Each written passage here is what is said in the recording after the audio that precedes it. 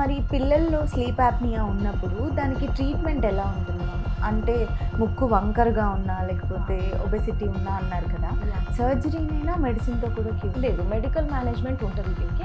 అందుకనే చెప్పాను, చిన్న పిల్లలది కేటగిరీ కొంచెం వేరేలాగా ఉండొచ్చు. ఈ టాన్సిలెక్టమీ, అడినాయిడెక్టమీ అని 2 ప్రొసీజర్స్ సర్జరీస్ ఉంటాయి. వాటి వల్ల కంప్లీట్గా క్యూర్ అయిపోతుంది చిన్న పిల్లలకి. కానీ అడల్ట్స్లో టాన్సిల్స్, అసలు అడల్ట్స్లో అడినాయిడ్స్ అనేది మనకు చూడము. టాన్సిల్స్ వల్ల స్లీప్ యాప్నియా వచ్చేది చాలా రేర్ అడల్ట్స్లో. మెయిన్గా ముక్కు ప్రాబ్లమ్స్ వల్ల ఉండొచ్చు. దానికి మళ్ళీ టర్బినేట్ హైపర్ట్రోఫీ అంటే మనకు కొంచెం అలర్జిక్ సిమ్టమ్స్ని కంట్రోల్ చేసుకుంటే ఇంప్రూవ్ అవ్వచ్చు. కానీ ఇవన్నీ కాకుండా కూడా మనకు స్లీప్ యాప్నియాస్ ఉంటాయి. అది obesity related or other muscular airway anatomy related sleep apneas అంటాం. వాటికి సర్జరీ మెయిన్ ట్రీట్మెంట్ కాదు, మెడికల్ మేనేజ్మెంట్ అనేది ఉంటుంది. సో మనకి కొంచెం ఒబీస్ ఉన్న వాళ్ళకి first weight loss, lifestyle management, diet management suggest చేస్తాము. కానీ వాళ్ళకి సివియరిటీ ఎక్కువ ఉన్నప్పుడు ఈ అబ్స్ట్రక్టివ్ స్లీప్ యాప్నియాలో మనకి సివియరిటీ గ్రేడింగ్ ఉంటుంది. సో అది మైల్డ్ ఉన్నప్పుడు మనం కొంచెం వెయిట్ లాస్ కానీ లైఫ్ స్టైల్ మేనేజ్మెంట్ ఇవన్నీ చేసుకుంటే సరిపోతుంది. అది మోడరేట్ ఆర్ సివియర్ కేటగిరీలో ఉన్నప్పుడు మనం దానికి వెంటనే ట్రీట్మెంట్ చేయాల్సి వస్తుంది. సో దీనికి ఒక positive airway pressure therapy, PAP therapy అని చెప్తాము. So CPAP machines, BiPAP machines అనేది మెషిన్స్ ఉంటాయి. Depending on patient sleep apnea severity, వాళ్ళకి ఎంత సివియర్గా ప్రాబ్లం ఉంది, ఎంత ప్రెషర్స్ అవసరం పడుతున్నాయి, దాన్ని బట్టి మనం మెషిన్ సెలెక్ట్ చేసుకొని ట్రీట్మెంట్ ఇస్తాం. So that is the main treatment అనమాట, మెడికల్ మేనేజ్మెంట్. రేర్గా మనకి సర్జరీస్ అవన్నీ అవసరం పడవచ్చు. ఇవన్నీ మెడికల్ మేనేజ్మెంట్కి ఫెయిల్ అయిన వాళ్ళకి, మార్బిడ్ ఒబేసిటీ అంటాం, చాలా సివియర్గా ఉన్న వాళ్ళకి ఏం వేరే ట్రీట్మెంట్, మెడికల్ మేనేజ్మెంట్స్ ఏం వర్క్ అవ్వట్లేదు అంటే సర్జరీ హెల్ప్ తీసుకోవాల్సి వస్తుంది.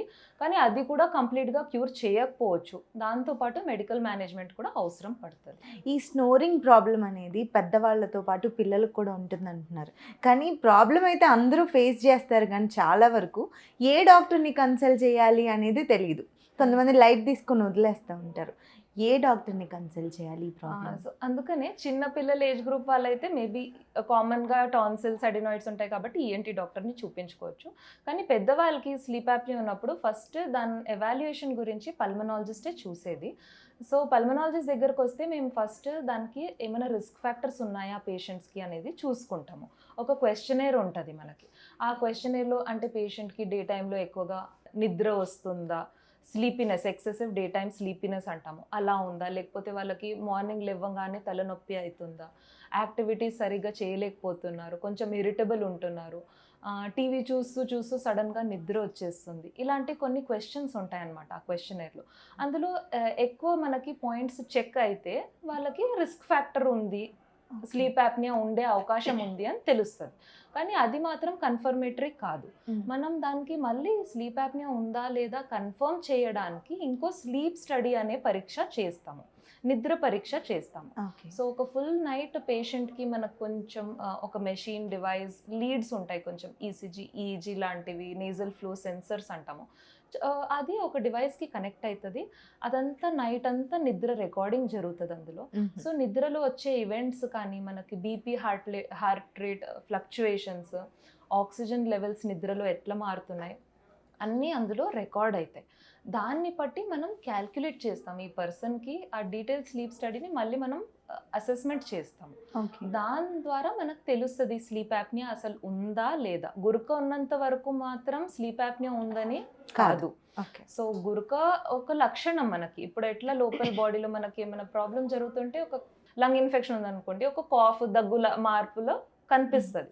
సో అది గురక అనేది ఒక లక్షణం. దాని తర్వాత మనం స్లీప్ యాప్నియా ఉందా లేదా తెలుసుకోవాలి. ఉందంటే ఎంత సివియరిటీ ఉంది అది చూసుకొని దాన్ని సివియరిటీని బట్టి మనం ట్రీట్మెంట్ డిసైడ్ చేస్తాం. గురకని చాలామంది ఇగ్నోర్ చేస్తారు కదా మ్యామ్, అలా చేయటం ప్రమాదకరం అని ఇప్పుడు మీరు చెప్పిన మాటల ద్వారా అర్థమవుతుంది. పేషెంట్స్కి అంటే చూసే ప్రేక్షకులకి, దీన్ని ఫేస్ చేసే వాళ్ళకి మీరు ఏం చెప్తారు? సో గురుకున్న వాళ్ళు ఖచ్చితంగా ఒకసారి డాక్టర్ని విజిట్ చేసి దాని గురించి అసెస్మెంట్ చేయించుకోవాలి. మనకు మైల్డ్ స్టేజ్లో ఉందనుకోండి, దానికి లైఫ్ స్టైల్ మోడిఫికేషన్ కానీ, మనకు డయటరీ మోడిఫికేషన్స్ కానీ ఇలాంటివి చేసుకుంటే సరిపోతుంది. కానీ అదే మోడరేట్ టు సివియర్ కేటగిరీలో ఉంది, లేదంటే దానివల్ల మనకు కోమార్బిడిటీస్, కాంప్లికేషన్స్ రావచ్చు. దాంతోపాటు హార్ట్ డిసీజెస్ ఉండొచ్చు, అబ్నార్మల్ హార్ట్ రిథమ్ కానీ, వేరే అలాంటి కండిషన్స్ ఉంటే మనం వాటికి కూడా ట్రీట్మెంట్ చేయాల్సి వస్తుంది. సో ఆ టైంలో నెగ్లెక్ట్ చెయ్యొద్దు. అండ్ ఇంకో ఫ్యాక్టర్ మనకి ఆడియన్స్కి చెప్పాలనుకుంటే, ఆల్కహాల్ వల్ల ఈ స్నోరింగ్ అనేది వర్సన్ అవుతుంది. అంటే కొంతమందికి గురక ఆల్రెడీ ఉందనుకోండి, వాళ్ళు ఆల్కహాల్ బాగా తీసుకున్నారు, ఎక్కువ లిమిట్ కంటే కొంచెం ఎక్కువ డ్రింక్ చేసిన నైట్లో బాగా డిస్టర్బ్డ్ స్లీప్ ఉంటుంది, ఈ గురక చాలా పెరిగిపోతుంది, స్లీప్ యాప్నియా ఈవెంట్స్ కూడా పెరిగిపోతాయి. సో గురక కొంచెం ఉన్న వాళ్ళు డెఫినెట్గా ఆల్కహాల్ కూడా అవాయిడ్ చేయాలి, అది మంచిది కాదు. వింటర్లో కానీ రెయినీ సీజన్లో కానీ సీజనల్ డిసీజెస్ ఫేస్ చేస్తూ ఉంటాం మనం. ఆ ఇన్ఫెక్షన్స్, ఈ డిసీజెస్ ఎలా ఉంటాయి అసలు, ఎలా బయటికి తెలుస్తాయి మనకి? సో రెయినీ సీజన్ అనేది చాలా మందికి ఒక హ్యాపీ ఎన్వైరన్మెంట్ ఉంటుంది, కానీ దాంతోపాటు మనకు చాలా సీజనల్ ఇన్ఫెక్షన్స్ కూడా వస్తుంటాయి. కామన్గా మనము వైరల్ ఇన్ఫెక్షన్స్ లాంటివి చూస్తుంటాం. కోవిడ్, కరోనా టైంలో బాగా వినుంటాము. సో అది ఒకటే టైప్, కానీ చాలా వైరల్ రెస్పిరేటరీ ఇన్ఫెక్షన్స్ ఉంటాయి. సో మనకి కామన్ కోల్డ్, మనకి చిన్న గొంతు నొప్పి, జలుబు, దగ్గులాగా రావచ్చు, వచ్చి తగ్గిపోవచ్చు, కానీ సీరియస్ కండిషన్స్ కూడా అవ్వచ్చు. సో కామన్గా అయితే ఈ సీజన్లో మనకి వైరల్ ఇన్ఫెక్షన్స్ చూస్తుంటాం, అప్పుడప్పుడు బ్యాక్టీరియల్ ఇన్ఫెక్షన్స్, నిమోనియాస్ లాగా కూడా రావచ్చు. సో చిన్నపిల్లలకి కామన్గా స్కూల్కి వెళ్తున్నప్పుడు ఒకరికొకరికి అంటుకుంటుంది. కామన్ కోల్డ్ లాగా స్టార్ట్ అయ్యి, జలుబు లాగా స్టార్ట్ అయ్యి, దగ్గు వచ్చి ఒకరి నుంచి ఒకరికి స్ప్రెడ్ అవ్వచ్చు. కానీ కొంతమందికి మనకి ఇమ్యూనిటీ తక్కువ ఉన్నా, కొంచెం సీనియర్ సిటిజన్స్ ఉన్నా, లేకపోతే వేరే హెల్త్ ఇష్యూస్ ఉన్నాయి, డయాబెటీస్ ఉన్న వాళ్ళకి, అది కొంచెం షుగర్ అన్కంట్రోల్ ఉన్న వాళ్ళకి, ఇది కొంచెం సివియర్గా మనకి ఇన్ఫెక్షన్ చేయొచ్చు ఊపిరితిత్తులకి. సో అలాంటి వాళ్ళలో మనము ఒక 1-2 days ఆగొచ్చు. చిన్నగా దగ్గు వస్తుంది, జలుబు వస్తుందంటే మనము ఒక చిన్న పారాసిటమాల్ కానీ ఇంట్లో ట్రీట్మెంట్ తీసుకోవచ్చు. దాని తర్వాత కూడా తగ్గట్లేదు అంటే బెటర్ మనం ఒకసారి డాక్టర్ దగ్గరికి వెళ్ళి డీటెయిల్గా ఎవాల్యుయేషన్ చేసుకుంటే బెటర్. కొంచెం మనకి డేంజర్ సైన్స్ అంటే ఆయాసం రావడం, ఊపిరి పీల్చుకుంటున్నప్పుడు ఛాతీలో నొప్పి రావడం, మామూలుగా నిమోనియాస్ ఏమైనా వస్తే ఊపిరి పీల్చుకున్నప్పుడు ప్లూరిటిక్ చెస్ట్ పెయిన్ అంటాం, ఛాతీలో నొప్పి రావచ్చు.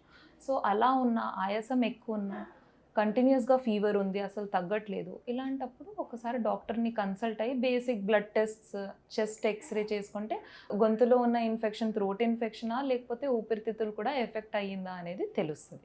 ఎందుకంటే ట్రీట్మెంట్ ఊపిరితిత్తులకి ఎఫెక్ట్ అయింది, నిమోనియా లాగా వచ్చిందంటే దానికి ట్రీట్మెంట్ వేరే విధానంగా ఉంటుంది.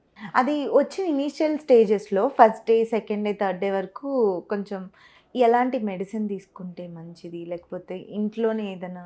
So over the counter medicines అనేది అన్ని మేము సజెస్ట్ చేయము యూజువల్గా. పారాసిటమాల్ వరకు మీరు ఇంట్లో వాడొచ్చండి. అండ్ వైరల్ ఇన్ఫెక్షన్స్కి ఊరికే యాంటీబయాటిక్స్ వేసుకుంటే కూడా హెల్ప్ అవ్వదు. సో యాంటీబయాటిక్స్ అనేది మనకి మెయిన్లీ బ్యాక్టీరియల్ ఇన్ఫెక్షన్స్కి హెల్ప్ అవుతాయి. సో కామన్గా వచ్చేది వైరల్ ఉంటుంది కాబట్టి అది మీరు యాంటీబయాటిక్స్ వేసుకున్నా వేసుకోకపోయినా తగ్గుతుంది.